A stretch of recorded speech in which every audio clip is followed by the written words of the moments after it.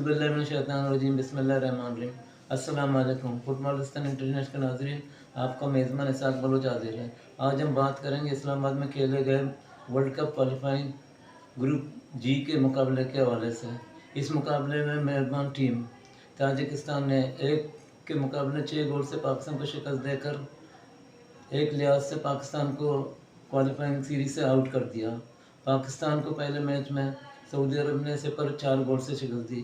इस शिकस्त के बाद यानी कि इस्लामाबाद में टेनिस स्कोर की शिकस्त के बाद पाकिस्तान का कोई चांस नहीं है कि वो ग्रुप में आगे चल सके।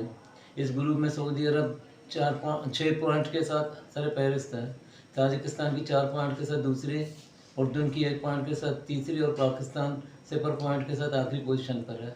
इस्लामाबाद के जिना स्टेडियम में खेले गए इस सनसनीखेज मुकाबले को 18,000 से ज़्यादा शायकीन ने देखा।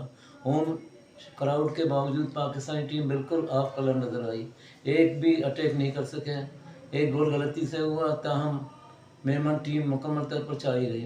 पाकिस्तान की कारकर्दगी पर हमने कौमी टीम के साबिक हेड कोच अख्तर मुहिद्दीन से राय तलब की है। देखते हैं अख्तर मुहिद्दीन इस सिलसिले में क्या कहते हैं। जी अस्सलाम वालेकुम। जी इसाक साहब कैसे हैं आप? खैरियत से हैं? थैंक यू इसाक साहब। आपने कहा कि पाकिस्तान और ताजिकिस्तान का जो मैच हुआ इस पे आप थोड़ा सा अपने कमेंट्स दें, और इस पे मेरे कमेंट्स क्या है। दरअसल पहले मैंने ये जो पाकिस्तान का जो पहला मैच हुआ था कंबोडिया के साथ, तो इत्तेफाक से मैं अपने इलाज के लिए इस्लामाबाद गया था, तो उस इलाज के दौरान मैं गया, उस मैच को भी मैंने देखा।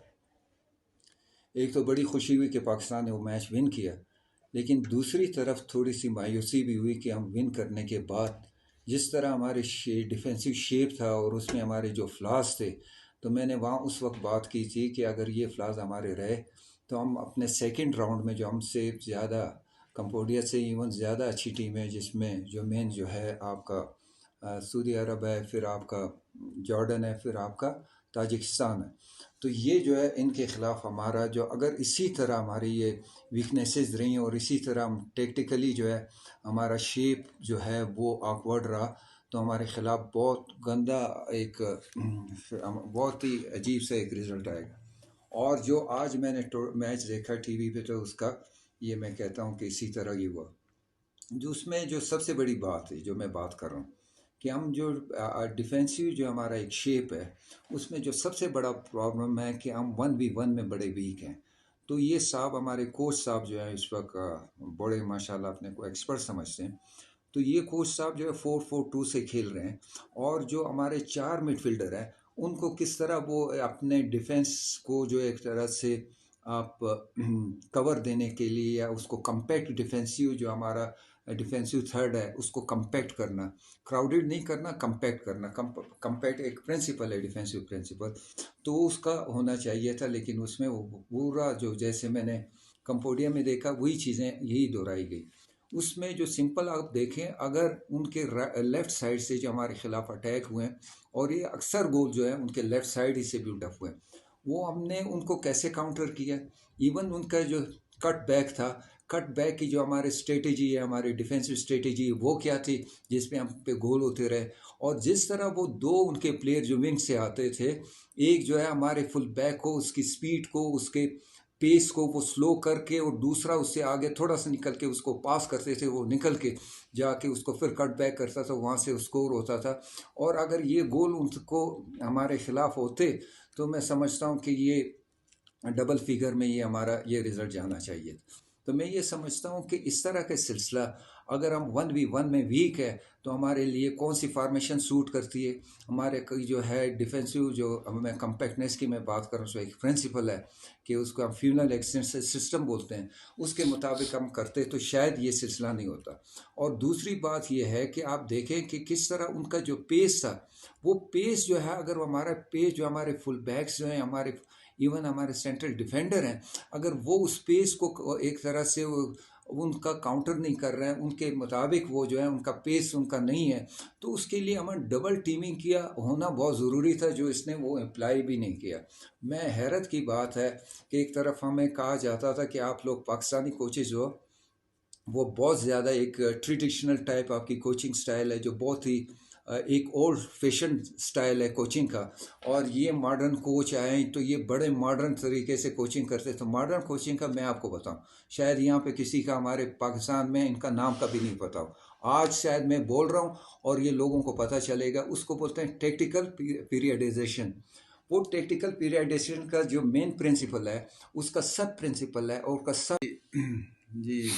और दूसरी बात मैं यह करता चलूँ कि सबसे पहले जो ये गुआम का मैच हुआ तो मैंने वहाँ बात की कि हमारे ये कोच साहब जो हैं, इनकी जो डिफेंसिव शेप है वो बहुत ही, अगर इसी तरह तो ये हमारी परफॉर्मेंस नेक्स्ट मैचेस में जो है वो अच्छी नहीं रहेगी। लेकिन काफ़ी जो हमारे एक फुटबॉल का हल्का था, सारे हमारे फुटबॉल के दोस्त हैं, उन लोगों ने मुझे क्रिटिसाइज़ किया कि फॉरेन कोच है, शायद या प्रोफेशनल जेलेसी में आप ये बात कर रहे हो। तो ऐसी कोई बात नहीं है। मैंने उनसे एक बात की, अगर मैं गुआम पे तकरीबन कोई 48 साल के बाद 9 गोल करके पाकिस्तान नेशनल टीम ज़्यादा गोलों का रिकॉर्ड बनाती है, और इसने इंडिया में उसी गुआम के ख़िलाफ़, जो इंडिया जो है रैंकिंग में गेम पॉइंट ऑफ व्यू हर चीज़ से हमसे बेहतर टीम थी, उसका ये कोच था, और ये गुआम से 2-1 हारता है, तो ये जो है सवालिया निशान है। अगर मैं 48 साल के बाद 9 गोल गुआम पे करता हूँ और एक नया रिकॉर्ड स्टेब्लिश करता हूँ ज़्यादा गोलों का नेशनल टीम, और ये इंडिया के टीम का जो कोच से 2-1 से हारता था, वो मैच आ रहा है उससे गुआम से, तो ये सवालिया निशान तो है। पहली बात ये कि हम, वो घर की मुर्गी वाली बात होती है, खैर उस पर भी हम नहीं जाएंगे ना, हम बोलेंगे कि हमें कोच बनाए ना ये करें। हम सिर्फ ये बात करें कि इस पे थोड़ा सा ये कोच जो है ये रियलिस्टिक होना चाहिए। इसको पता होना चाहिए कि मैंने अभी किस शेप में, डिफेंसिव शेप, जो पीरियडाइजेशन, टेक्टिकल पीरियडाइजेशन की मैं बात कर रहा हूँ, उसके मुताबिक जो है बच्चों को ग्रूम करे। तो मुझे लगता है अगर ये वहाँ रहा तो गाइडुल्ला से भी मुलाकात हुई होगी, जॉन्स मरीनो से भी होगी, उससे भी थोड़ा सा गाइडलाइन इसने लिया होगा, तो वो चीज़ें तो यहाँ नज़र नहीं है।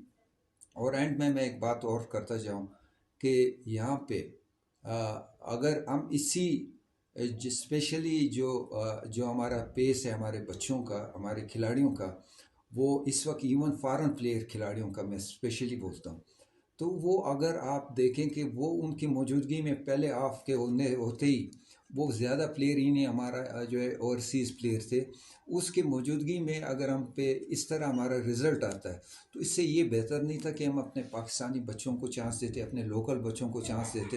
एंड सब प्रिंसिपल है, 3 प्रिंसिपल्स हैं, वो सब एंड सब प्रिंसिपल वो 1v1 सिचुएशन है, जो आपका एक सिंगल प्लेयर या आपके मिनिमम 2 जो है, इसको हम बोलते हैं, इस पे काम करना। और इवन जो हमारे 4 एस्पेक्ट है हमारे फुटबॉल के, जिसमें हमारा टेक्निकल है, फिजिकल है, मेंटल है, उसको टेक्टिकल के एक ही बबल में उसको समाना, ये क्वालिटी है ये आजकल का मॉडर्न फुटबॉल।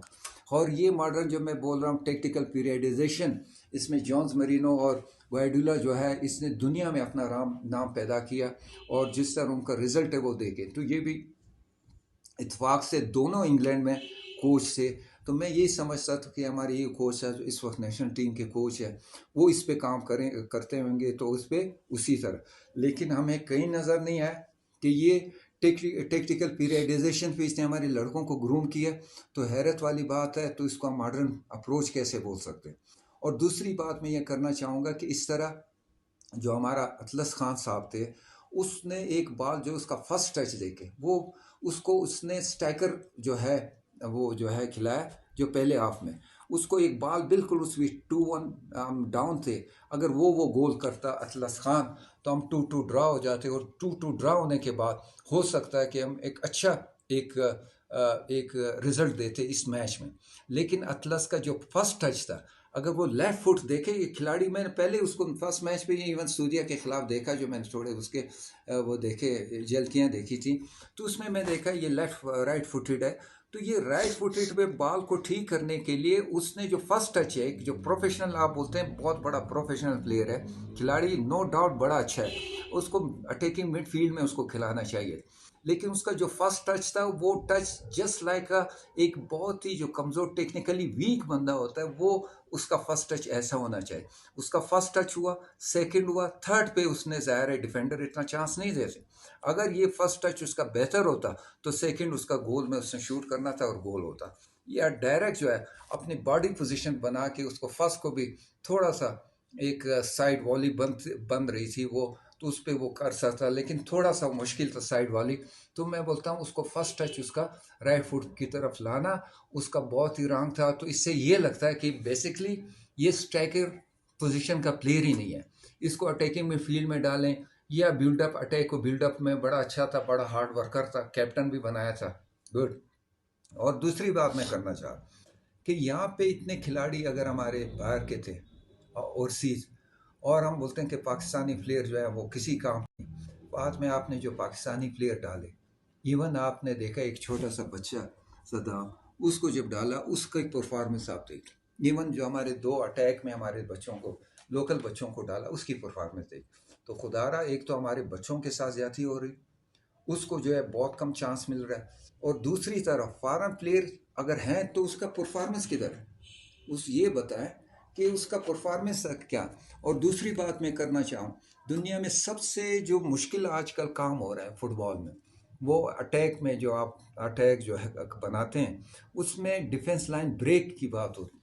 वो डिफेंस लाइन ब्रेक मुझे कहीं नज़र नहीं है जहाँ पे मैंने ताजिकिस्तान को देखा कि डिफेंस लाइन ब्रेक का जो उनका एक स्ट्रेटजी थी या उनका एक तरीक़ेकार था वो ऐसा था, यकीन करें कि सऊदी अरब भी यानी हमारे खिलाफ पहला मैच खेला, नो डाउट कि उसने अपने शायद जूनियर और सीनियर की कम्बिनेशन बना के हमारे खिलाफ मैच खेला और बहुत लाइट लिया था शायद, उसकी बात थी या, लेकिन फिर भी हमारी वो मैच हमारे बच्चों ने अच्छा खेला, अच्छा परफॉर्म किया।